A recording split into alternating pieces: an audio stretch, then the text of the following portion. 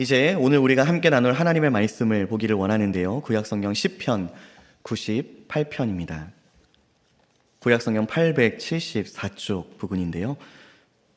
구약성경 시편 98편의 말씀입니다.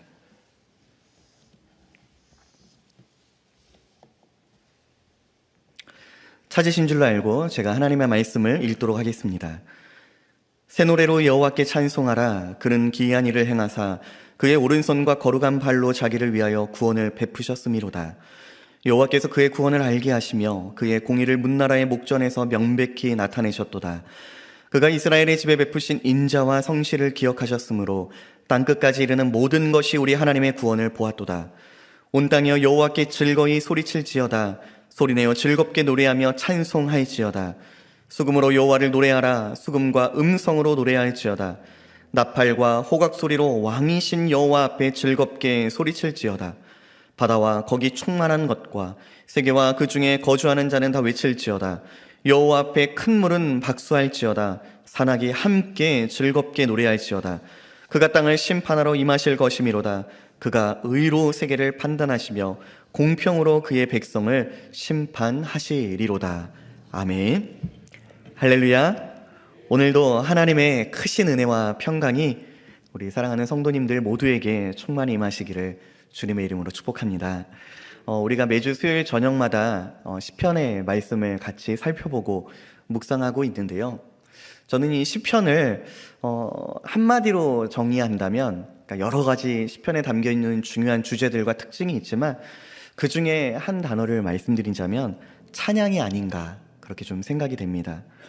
오늘 우리가 살펴보는 이 시편 말씀의 저자가 되는 시인도 새 노래로 하나님을 찬송할 것을 우리에게 전하여 줍니다. 그러한 점에서 이 시편 98편의 주제는 하나님을 찬송하라입니다.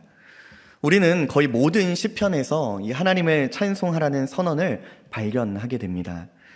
비단 시편뿐만이 아니죠. 신구약 성경 곳곳에서 하나님을 찬양하고 찬송할 것을 이야기합니다. 찬양이라는 표현이 거의 100회 가까이, 그리고 찬송이라는 표현은 200회가 넘게 나오더라고요. 성경은 왜 우리에게 하나님을 찬양하고 찬송할 것을 이렇게나 자주 반복해서 증거하고 또 강조하는 것일까요? 모든 피조 세계와 우리 사람의 지음받음이 하나님을 찬송하는 것에 목적이 있기 때문입니다. 그러니까 우리 인생이 하나님을 찬송하기 위해 지음받았다는 거죠. 이것을 아는 삶이 참으로 복된 인생이라고 성경은 우리에게 교훈하여 줍니다. 이러한 찬송은 어떠한 대상을 높여 칭송하는 행위, 이렇게 정의가 됩니다. 그러니까 특정한 대상을 높여서 노래하는 것, 이것이 바로 찬송이죠. 그러니까 찬송은 높임을 받는 그 대상에 초점이 맞추어져 있습니다. 그래서 성경은 우리에게 하나님을 높여 칭송하라고 교훈하죠. 우리가 드리는 찬송의 대상이 되시는 하나님을 우리에게 증언하는 겁니다. 하나님이 찬양받으시기에 합당한 분이시라고 성경은 매우 일관되게 선언을 하고 있죠. 이처럼 기독교 신앙의 중요한 것 중에 하나가 있다면 그것은 바로 하나님을 찬송하는 것에 있습니다. 실제로 우리는 매 예배 때마다 찬송을 부르죠. 이를 위해서 여러 악기를 동원하기도 합니다. 찬양대를 구성하여서 여러 음색과 화음으로 조화롭게 하나님을 향한 믿음의 고백을 드리기도 하죠. 이처럼 하나님을 높이는 모든 행위가 바로 찬송, 그리고 찬양이 됩니다. 그런데요, 우리가 하나님을 높이기 위해서 필요한 전제가 있습니다. 그것이 무엇인가 하면 바로 하나님을 아는 것입니다. 왜 하나님이 찬양받으시기에 합당한 분이신가? 하나님이 어떠한 분이시고 그가 어떠한 일을 행하셨는가? 우리가 이것을 알 때에 온전히 하나님을 높일 수가 있게 됩니다. 여호와여, 주께서 행하신 일로 나를 기쁘게 하셨으니 주의 손이 행하신 일로 말미암아 내가 높이 외치리이다. 이 말씀을 보시면 시인은 하나님께서 행하신 일들로 인하여 하나님을 높이겠습니다 라고 그렇게 고백합니다. 그러니까 만약 우리가 하나님에 대해서 알지 못한 채 찬송을 드린다면 그것은 더 이상 찬송이 아니게 되어버릴 수 있다는 거예요. 자기 즐거움과 자기 만족으로 드리는 노래 그 이상의 것이 되지 않게 되어버릴 위험이 있다는 겁니다. 그러니까 자기 만족을 위한 하나의 행위가 되어버려 있다는 거예요. 자기 감정에 취하는 것을 찬송으로 오해하게 될 수 있습니다.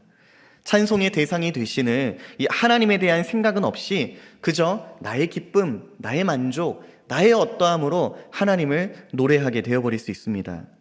그래서 우리가 이런 찬송을 잘 부르는 것과 하나님을 높이는 찬양을 드리는 것은 본질적으로 다르다는 것을 우리가 좀 이해할 필요가 있습니다.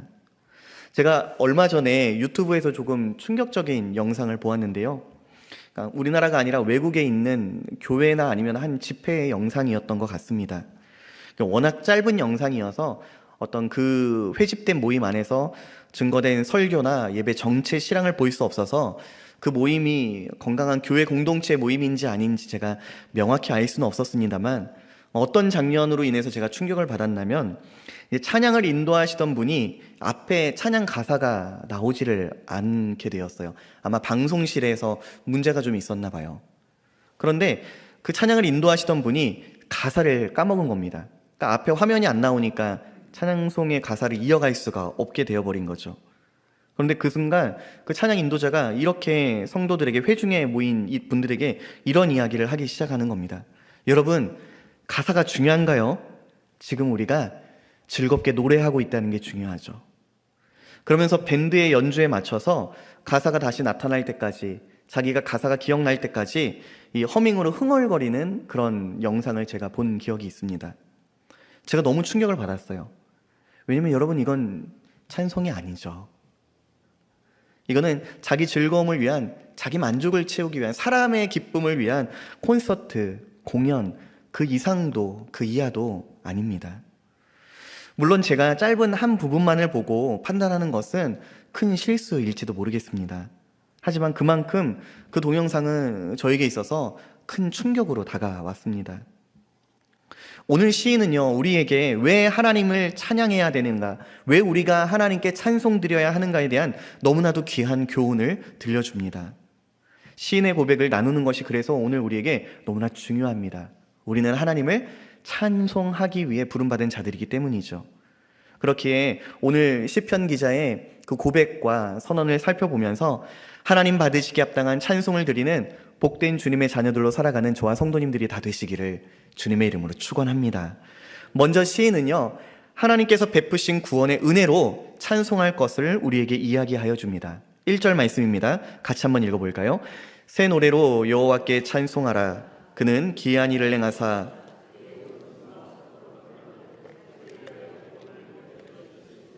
아멘. 이 구절의 원어를 살펴보면 새 노래로 여호와께 찬송하라 라고 하는 이 표현 뒤에 왜냐하면 이라고 하는 단어가 들어가 있습니다. 그러니까 시인은 지금 이렇게 얘기하는 거죠. 여호와께 찬송하라. 왜냐하면 그가 기이한 일을 행하셨기 때문이다. 바로 이걸 이야기하는 겁니다. 그러면 여호와께서 행하신 기이한 일이 무엇일까? 그의 오른손과 거룩한 팔로 자기를 위하여 구원을 베푸신 것. 이것이 바로 여호와께서 행하신 기이한 일이라고 시인은 증언합니다. 기이한 일이란 사람의 능력 밖에 있는 일, 사람이 감히 생각조차 할 수 없는 일, 어떤 사건, 이것을 기이한 일이라고 표현합니다. 시인과 구약의 이스라엘 백성들에게 있어서 하나님께서 행하신 기이한 일이란 물론 여러 가지가 있지만 대표적으로 출애굽 사건을 그들은 많이 회상하고는 합니다. 출애굽기 15장 11절 말씀입니다. 여호와여, 신중에 주와 같은 자가 누구니이까? 주와 같이 거룩함으로 영광스러우며 찬송할 만한 위엄이 있으며 기이한 일을 행하는 자가 누구니이까? 이렇게 고백합니다. 이스라엘이 출애굽할 때 어떤 일을 경험하죠? 홍해가 갈라지는 역사를 그들이 경험하게 됩니다. 그리고 그 홍해를 건널 때에 하나님을 대적하던 애굽의 군대가 그 홍해에 모두 수장되는 사건을 그들은 마주하게 되죠. 이후 모세가 그 하나님의 기이한 일을 바라보면서 다음과 같이 찬양드립니다. 여호와여, 주의 오른손이 권능으로 영광을 나타내시니이다. 여호와여, 주의 오른손이 원수를 부수니시니이다. 주께서 오른손을 드신즉 땅이 그들을 삼켰나이다. 그가 이렇게 찬송합니다. 그러니까 모세나 시인은 하나님의 오른손을 무엇에 비유해서 표현하냐면 하나님의 권능, 하나님의 능력을 표현할 때에 하나님의 오른손이라고 표현을 합니다. 그러니까 강력한 하나님의 능력과 이적과 기사를 나타낼 때 이 오른손이라고 하는 표현을 쓰는 거죠. 시인은 바로 이 하나님의 구원의 능력을 바라보면서 찬송 드릴 것을 전하여 주고 있습니다.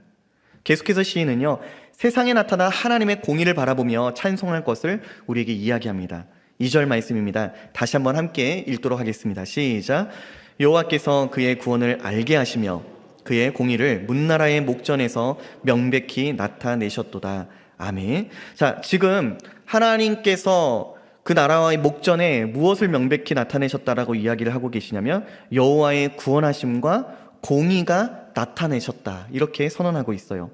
여러분, 여호와의 공의가 무엇인가 하면요, 구약 전체를 통해서 우리가 알게 되는 하나님의 공의하심은 바로 율법과 선지자를 통해서 나타나신 하나님의 의로우심입니다. 택하신 백성을 구원하시는 하나님의 공의로우심. 로마서 3장 21절은 그 하나님의 의에 대해서 더 넓은 의미로, 더 깊은 의미의 것을 우리에게 설명해 줍니다. 이제는 율법 외에 하나님의 한 의가 나타났으니 율법과 선지자들에게 증거를 받은 것이라. 율법과 선지자를 통해서 신약에 넘어가선 한 의가 백성들 가운데 나타나는데 그게 무엇일까요? 바로 예수 그리스도십니다. 하나님께서 당신의 구원의 역사를 이루어 가시는 데에 그 구원은 하나님의 공의하심에 근거합니다. 하나님의 공의하심으로 온 세계 만물을 보존하고 다스리시며 통치하시고 당신의 구원을 이루십니다. 그런데 그 공의로우신 일을 이루시는데 누가 그 일을 행하시는가? 바로 예수 그리스도시라는 거예요. 이것을 우리에게 이야기를 해줍니다. 이것에 대한 내용은 조금 더 뒤에 자세히 살펴보려고 하는데요. 계속해서 시인은요, 이스라엘의 집에 베푸신 하나님의 인자와 성실로 찬송할 것을 이야기합니다. 3절 말씀입니다. 그가 이스라엘의 집에 베푸신 인자와 성실을 기억하셨으므로 땅끝까지 이르는 모든 것이 우리 하나님의 구원을 보았도다. 여기서 이스라엘의 집이란 구약의 배경에서는 이제 하나님의 언약 백성으로 부름받은 이스라엘을 이야기합니다. 하나님께서 이스라엘 백성들에게 베푸신 인자와 성실이 무엇이었을까요? 출애굽기 2장 24절과 25절입니다.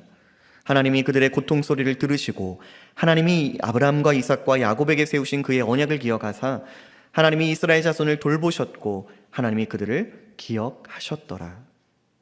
시인은 하나님께서 당신의 언약에 기초하여서 구원의 일을 신실하게 이루셨다라고 고백합니다.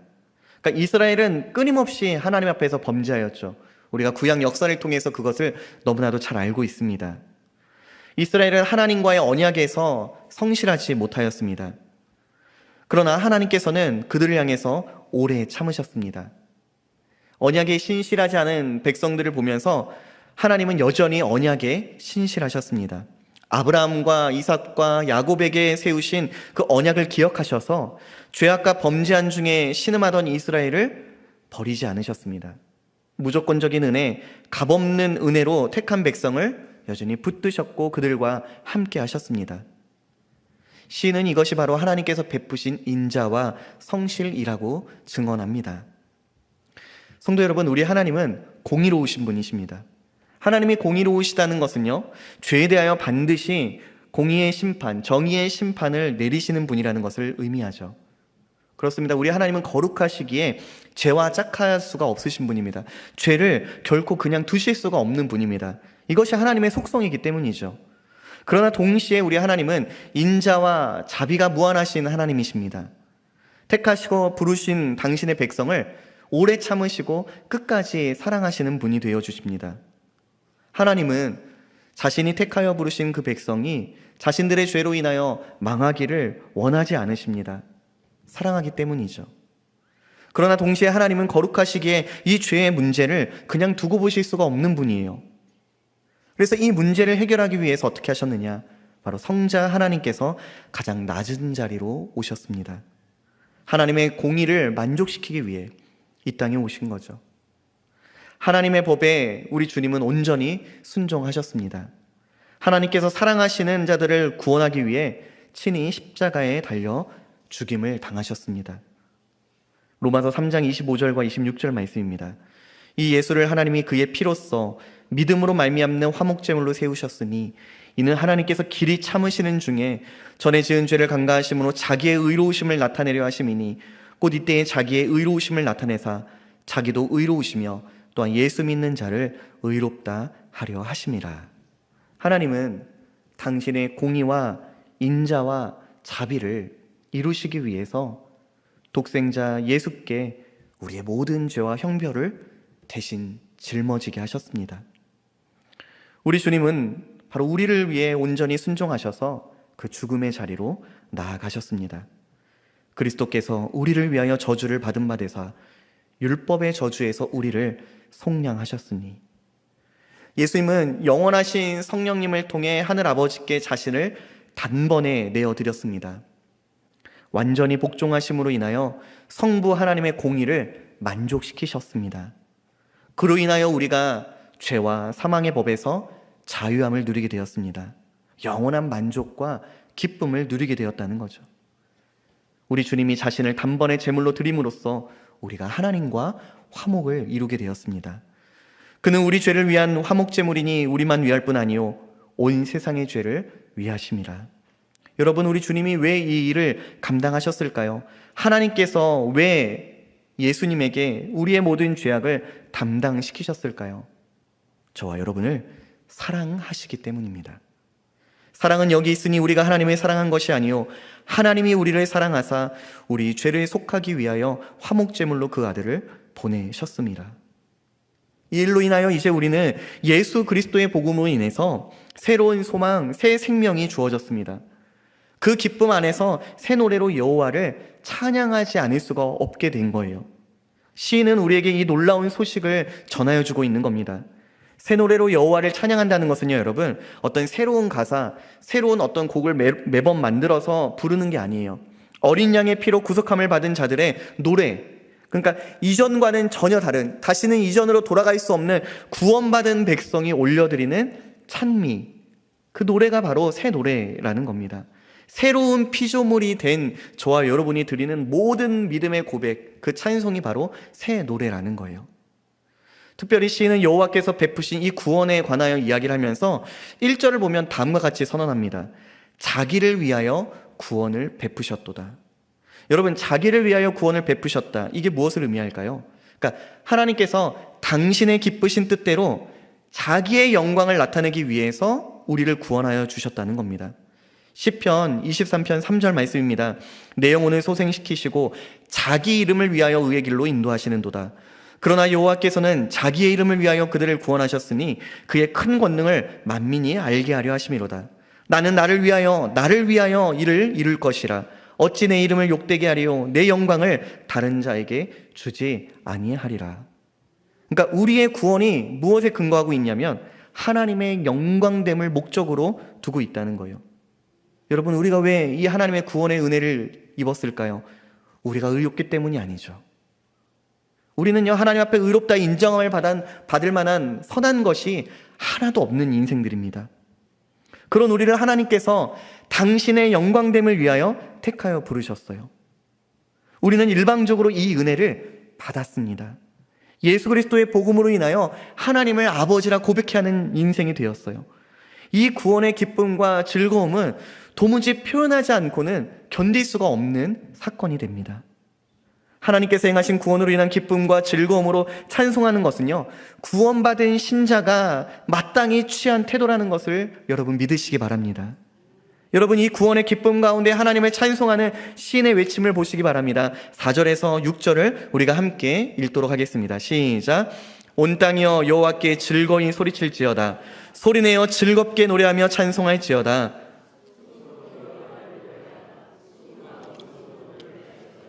나팔과 호각 소리로 왕이신 여호와 앞에 즐겁게 소리칠지어다. 아멘.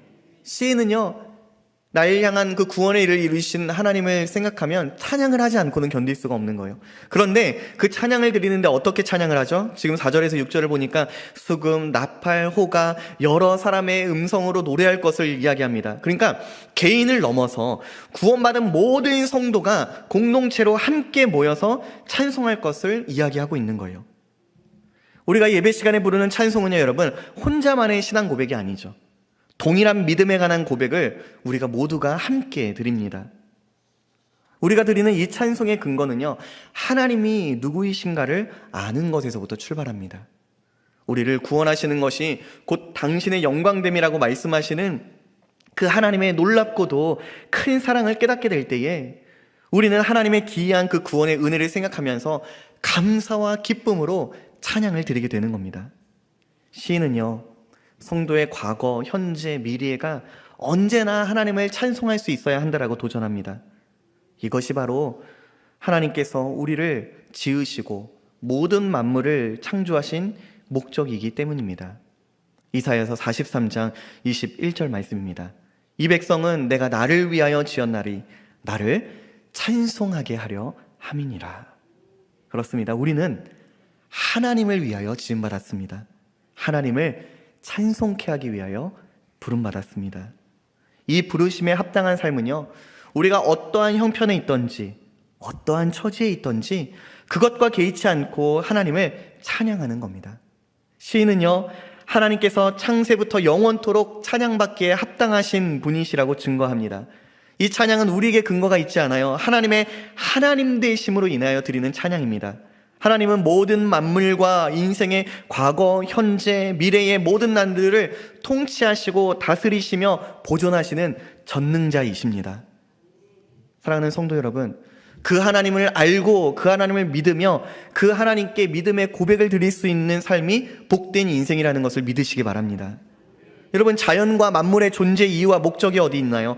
창조주 되시는 하나님의 영광을 드러내고 그분의 행하신 일들을 드러내는 것, 바로 거기에 있습니다. 7절과 8절이죠.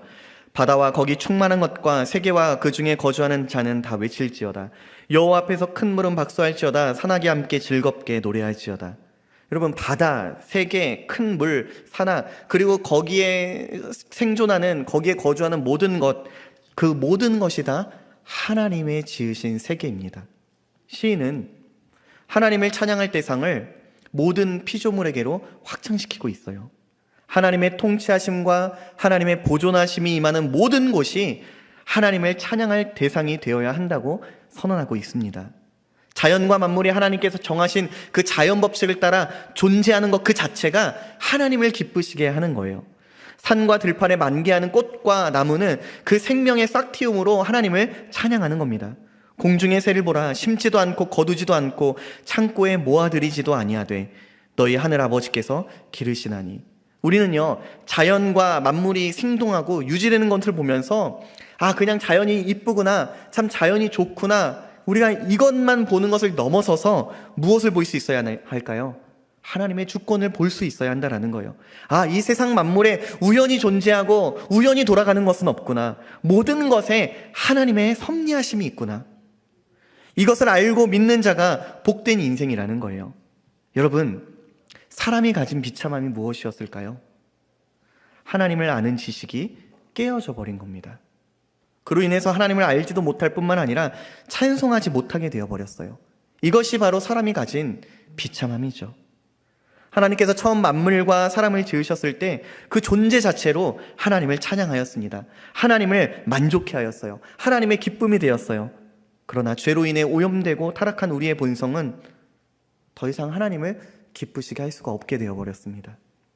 오히려 하나님을 대적하였고 우리가 하나님의 자리에 스스로 들어가서 여러 우상을 섬기며 자기 자신을 섬기며 살아가게 되었습니다. 그런 우리가 전적인 하나님의 은혜로 인자와 자비로 예수 그리스도의 십자가 아래에서 하나님과의 깨어진 관계가 회복되었습니다. 소망 없는 우리 인생 가운데에 먼저 찾아오셔서 구원과 새 생명의 소망을 선물하여 주셨습니다. 그 하나님을 우리가 어찌 찬양하지 않을 수가 있을까요? 우리의 모든 날들에 그 구원으로 인한 하나님을 찬송하는 믿음의 고백이 저와 여러분들의 삶에 날마다 가득할 수 있기를 주님의 이름으로 축복합니다. 끝으로 시인은요, 9절에서 예수 그리스도께서 심판주로 다시 오실 것을 증언합니다. 우리가 같이 우리의 믿음의 고백으로 읽도록 하겠습니다. 시작. 그가 땅을 심판하러 임하실 것이미로다. 그가 의로 세계를 판단하시며 공평으로 그의 백성을 심판하시리로다. 아멘. 구원의 주님이 다시 오실 그때에는 심판주로 오실 것을 우리에게 이야기합니다. 그때에는 당신의 공의로우심으로 세상을 심판하실 겁니다. 하나님을 알지 못한 채 사는 자들에게 이날은요, 두렵고 떨리는 심판의 날이 됩니다. 죄의 결과를 마주할 것이기 때문이죠. 어느 누구도 이 심판에서 벗어날 수가 없습니다. 그러나 하나님의 부르심과 택하심을 입은 성도에게는 그날이 두려움의 날이 아니라 영원한 기쁨과 소망의 날이 됩니다. 왜냐하면 예수 그리스도의 보혈의 공로로 인하여 의롭다 인정함을 받는 날이 될 것이기 때문입니다. 생명의 면류관이 주어지는 날이 되기 때문입니다. 이 구원의 기쁨과 영생의 소망이 저와 여러분에게 주어진 줄로 믿습니다. 우리는 빼앗기지 않는 영원한 기쁨을 소유한 하나님 나라의 백성들입니다. 이 기쁨과 구원의 소망 안에서 하나님 받으시기에 합당한 찬송과 영광을 돌리며 살아가는 저와 성도님들이 다 되시기를 주님의 이름으로 축복합니다. 사랑하는 성도 여러분, 우리의 현실과 우리의 형편에는 여전히 많은 어려움과 말 못할 고난들이 있죠.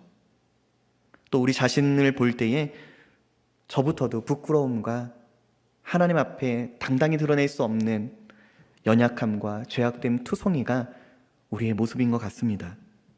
그러나 하나님께서 베푸신 구원의 은혜를 기억하며 살아가는 성도는 어떠한 형편 중에도 우리의 부끄러움 속에서도 하나님을 여전히 찬송할 수 있습니다. 하나님께서 그러한 우리의 찬양을 기뻐 받으십니다.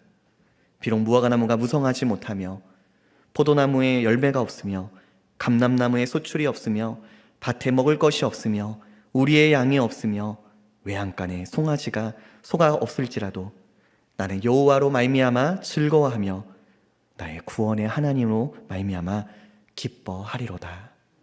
하박국 선지자의 이 믿음의 고백이 우리의 모든 날들 가운데에 구원의 하나님을 찬송하는 믿음의 고백이 될 수 있기를 소원합니다.